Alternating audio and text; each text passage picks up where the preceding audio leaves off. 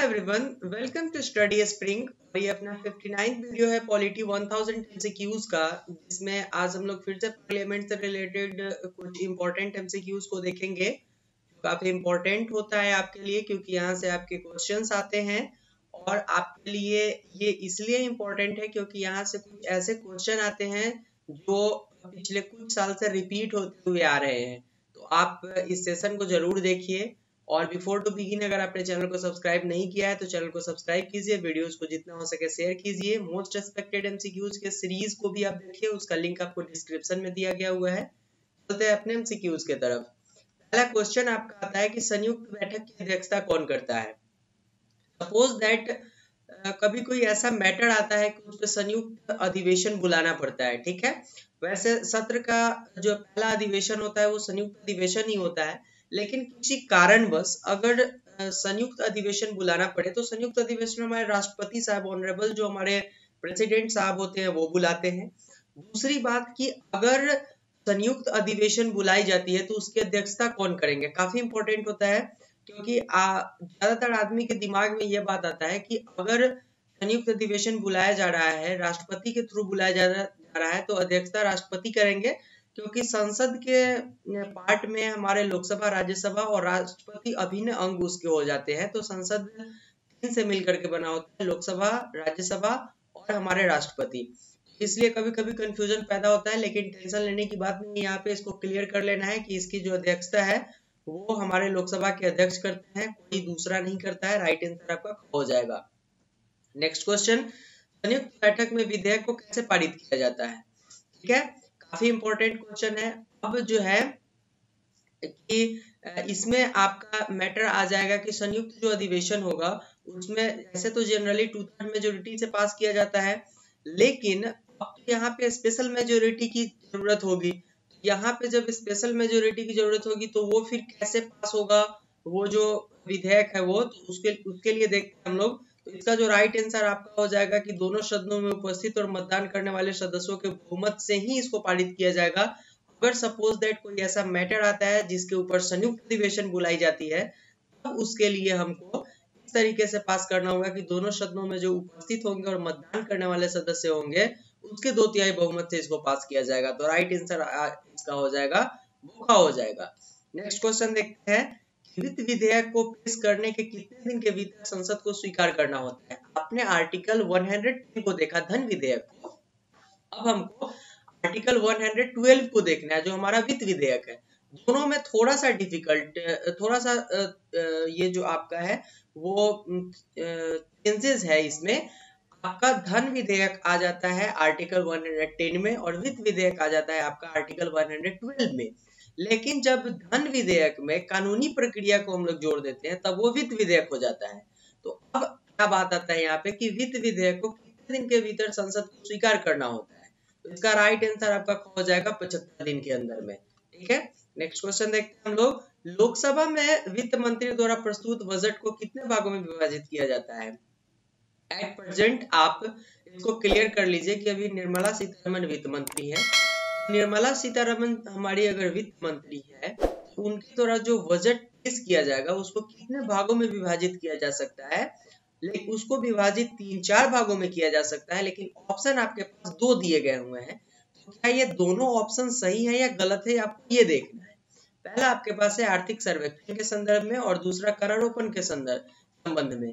तो इसका जो आपका राइट आंसर हो जाएगा वो गो हो जाएगा दोनों, क्योंकि आर्थिक सर्वेक्षण के रूप में हम लोग बजट को देखते हैं, ये भी देखते हैं, और दूसरा करारोपण के संदर्भ में भी देखते हैं, क्योंकि जब बजट पेश होता है तो उसमें ये भी देखा जाता है कि कहाँ पे कितना छूट दिया गया है और कहाँ पे ज्यादा कर लगाया गया है, कहाँ पे टैक्सेशन कम हुआ है, कहाँ पे टैक्सेशन ज्यादा हुआ है।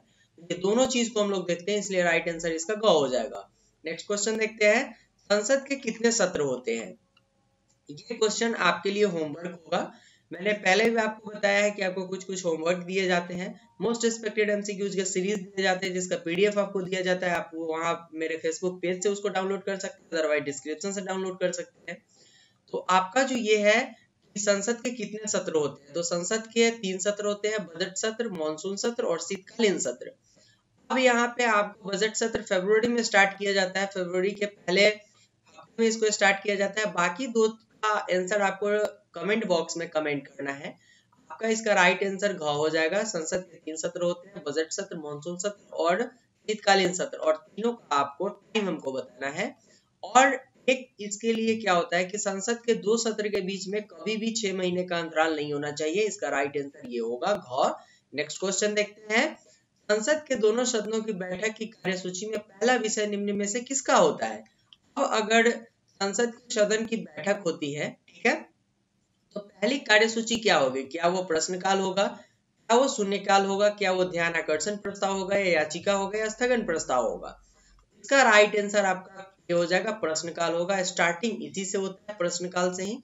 नेक्स्ट देखते हैं हम लोग, प्रश्नकाल में पूछे जाने वाले प्रश्न कितने प्रकार के होते हैं? तो प्रश्नकाल में पूछे जाने वाले जो प्रश्न होते हैं वो 2 प्रकार के होते हैं, तारांकित प्रश्न भी होते हैं और अतारांकित प्रश्न भी होते हैं। तो तारांकित प्रश्न जो होते हैं उस पे स्टार लगा के क्वेश्चन पूछा जाता है और उसका इंस्टेंट रिप्लाई चाहिए होता है। और अतारांकित प्रश्न का मतलब होता है कि इसका हमको लिखित रूप में इसका आंसर चाहिए होगा। तो जब प्रश्न काल में दोनों तरीके के क्वेश्चन पूछे जा सकते हैं, वो तारांकित भी हो सकते हैं और अतारांकित भी हो सकते हैं, लेकिन इसमें डिफरेंस ये होता है कि तारांकित प्रश्न में आप तारा लगा के क्वेश्चन पूछा जाता है, स्टार लगा के, मींस इंस्टेंट रिप्लाई चाहिए, और अतारांकित वाले का रिप्लाई उनको रिटन में चाहिए होता है। तो राइट आंसर इसका ग हो जाएगा। नेक्स्ट क्वेश्चन, किस प्रकार के प्रश्न को मौखिक प्रश्न कहते हैं? तो तारांकित प्रश्न मैंने पहले भी बताया कि जो तारा लगा के क्वेश्चन पूछा जाता है, जिसका रिटर्न रिप्लाई जो है वो इंस्टेंट चाहिए होता है, उसको हम लोग तारांकित प्रश्न बोलते हैं। तो कभी भी विपक्षी दल के जो नेता होते हैं, विपक्षी दल के जो सदस्य होते हैं, या जो अपोजिशन पार्टी के मेंबर होते हैं, वो यहाँ पे तारांकित अतारांकित प्रश्न रूलिंग गवर्नमेंट से पूछ सकते हैं। ये आज से नहीं, वर्षों से चलती आ रही है और ये टर्म एंड कंडीशन है यहाँ पे प्रश्न पूछने का, तो कोई दिक्कत नहीं है, यहाँ पे ऐसा होता है। तो जब भी हम मौखिक प्रश्न का बात करेंगे तो इसके लिए तारांकित वर्ड को यूज करेंगे। नेक्स्ट क्वेश्चन, क्या कोई संसद मूल प्रश्न के साथ पूरक प्रश्न पूछ सकता है? इसका राइट आंसर ए हो जाएगा, बिल्कुल पूछ सकता है। नेक्स्ट क्वेश्चन है आपका, संसद के सदन में स्थगन प्रस्ताव चर्चा के लिए तभी स्वीकार किया जाता है जब संसदों की एक निश्चित संख्या उसका अनुमोदन करके इसके लिए कम से कम कितने सदस्यों के अनुमोदन की आवश्यकता होती है? इसका राइट आंसर आपका 50 हो जाएगा। स्थगन प्रस्ताव जो होता है उसके लिए एक मिनिमम नंबर होना चाहिए सदस्य का। अगर उतना नंबर नहीं होता है तो उसका अनुमोदन नहीं किया जा सकता है। तो वो है कि आपके लिए कितना अनुमोदन, सदस्यों की कितनी संख्या होनी चाहिए। तो राइट आंसर इसका 50 हो जाएगा। मिनिमम अगर 50 सदस्यों संसदों ने अनुमोदन नहीं किया है तो इसको पारित नहीं किया जा सकता है। तो फ्रेंड्स, ये था आज के वीडियो के लिए। आज हम लोग 59 मींस 590 क्वेश्चन को सॉल्व कर चुके हैं हम लोग। यहाँ पे आपका और बहुत सारे क्वेश्चन और बहुत सारे सेशन इसमें जोड़े जाएंगे। हम लोग 1000 को कवर करने वाले हैं यहाँ पे। तो ये था आज के वीडियो के लिए। बट आपने अगर अभी तक चैनल को सब्सक्राइब नहीं किया है तो चैनल को सब्सक्राइब कीजिए, जितना हो सके वीडियोज को शेयर कीजिए अपने दोस्तों में। और आपके लिए जो एक स्पेशल सीरीज लाया गया मोस्ट एक्सपेक्टेड एमसीक्यूज का, उसको जरूर देखें। वहां से डायरेक्ट क्वेश्चन आपके एग्जाम में पूछे जाते हैं। और आप इस चैनल के मोटो को जरूर सक्सेस कीजिए। और इस चैनल का केवल एक ही मोटो है कि आपको वो सारे कंटेंट प्रोवाइड करवाया जाए जो पेड कोर्स में मिलता है। अगर आप इतना करेंगे तो मेरे चैनल का जो मोटो है वो भी आगे चला जाएगा और आपको फ्री में बहुत सारे हेल्प मिलेंगे। तो आज के वीडियो के लिए इतना ही था फ्रेंड्स। मिलते हैं नेक्स्ट वीडियो में। Thank you and good bye.